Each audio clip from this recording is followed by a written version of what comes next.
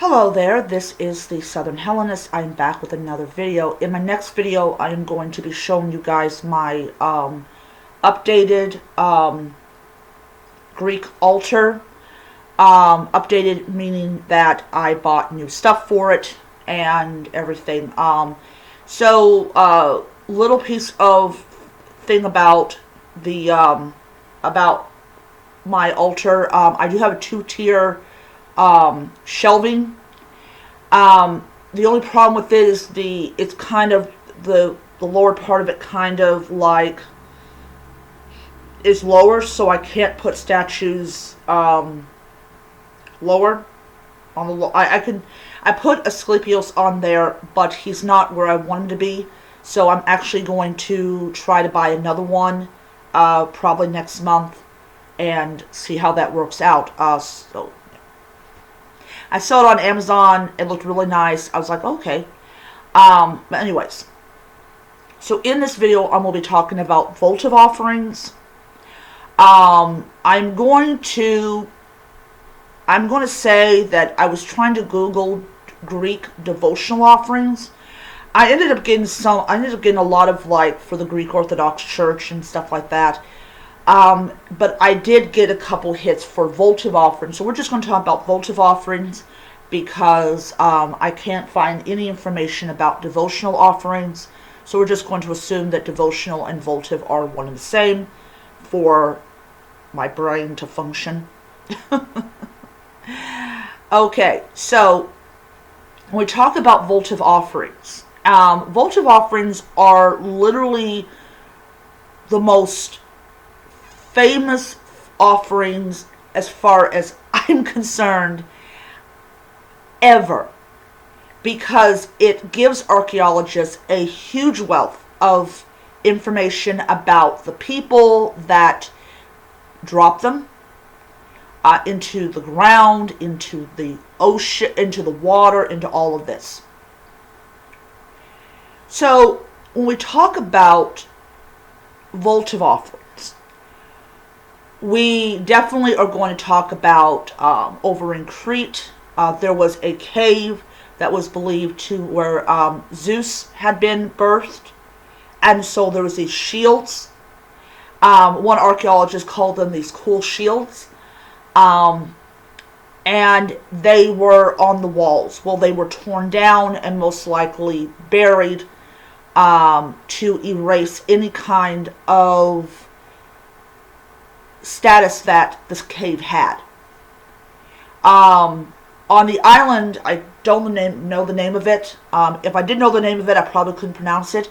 There used to be several temples to the gods, but then, of course, the church came along and destroyed them and forced all the residents off the island so that only men could be on it. Very lovely people. You imagine being homeless because somebody wants to build a freaking all-men's monastic whatever. That's just rude. But yeah, so you have these temples that were built, and archaeologists have found votive offerings to a particular deity, so that tells them that temple was for that particular deity.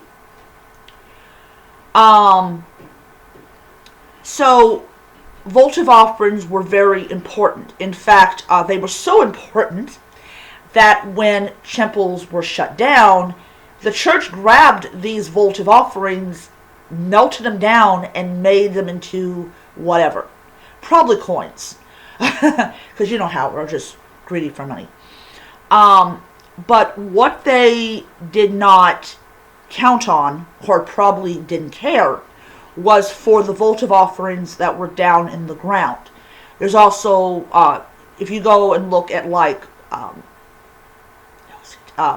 England and Ireland and Scotland, places that has bogs and rivers, archaeologists have found votive offerings there. I'm pretty sure they found votive offerings in the Norway and Iceland and Scandinavia. I'm pretty sure there was votive offerings that were left there. So votive offerings in Greece, Rome, Egypt, Norway, Scandinavia, Iceland, Germany, uh, England, Ireland, Scotland. This is a practice that just was widespread. Leaving votive offerings to a particular god or goddess. In the temple of Asclepius, you had models made of like body parts, and these were left as votive offerings. I know one woman, she's alive still, so she obviously beat her illness. She had a friend in Greece put a replica of a diseased organ at the remains, I believe, of the temple of Asclepius. And they went out there and did it. So votive offerings are something that we know for a fact was a widespread practice. But votive offerings in modern day Hellenism, I know of one Hellenist years ago that would have one table dedicated to a particular god or goddess. I don't know which one it was. And she would leave a mountain of votive offerings. She had them on the walls and everything. I thought it was really cool. I couldn't do that myself because of my mother. But it really shows about this practice of leaving these votive offerings and everything.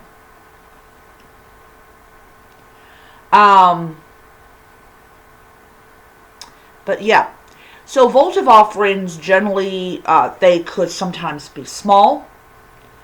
They could sometimes be big. Some people even had temples built as offerings to the gods. I know Roman emperors would commission temples when, if a particular god helped them in battle. But votive offerings that were visible seemed to be something that the church really relished in taking down and destroying it and turning it into something else. I should say they took it down and they turned it into something else, destroying the meaning behind the offering. And then, of course, if they wanted to be really sacrilege, they would actually take tombstones down and use them as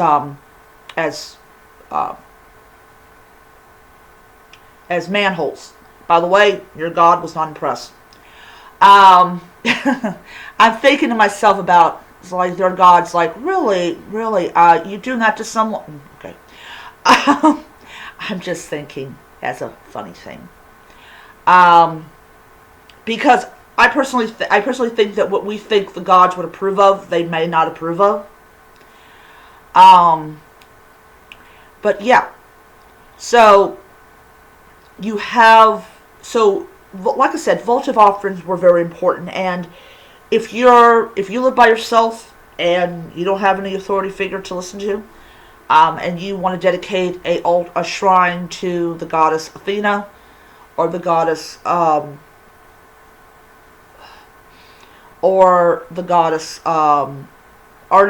god Dionysos, leave some votive offerings for them. They would appreciate it, because they don't get it no more. As far as I know of. Update for Percy Jackson fans. They're going to start filming like the middle part of this year. So we'll probably see Percy and his friends probably next year.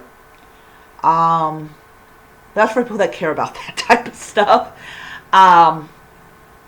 But Percy Jackson is listed as one of the many books that got people involved in Hellenism. Not the only book, but it gave you the gods in digestible bits, even though it's not an accurate portrayal of the gods, but still, I thought it was really cool. But yeah. So I hope you guys enjoyed the video about votive offerings. Yeah, another thing I want to say before I leave you guys is a lot of the devotional offering, a lot of the votive offerings are now in museums, and people look at them as these really weird objects, but they did have meaning for the people that deposited it. I really think that people really need to re-emphasize how important these votive offerings were to the people. That you might consider it to be this curio item, but for the lady or for the man or for the 8-year-old that put it in the ground thousands of years ago, it had meaning and it had purpose. So we should really, when we go to museums, we really should look at it in that context.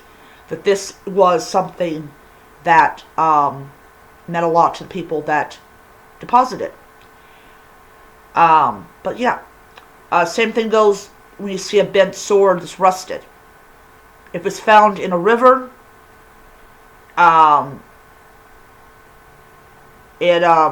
it probably is a devotional offering, and it probably did mean a lot to the people that deposited it.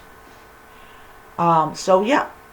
So I'm going to end it there. Hope you guys enjoyed the video, and until next time, may you be happy, healthy, most importantly be safe, and hail to the gods. Bye.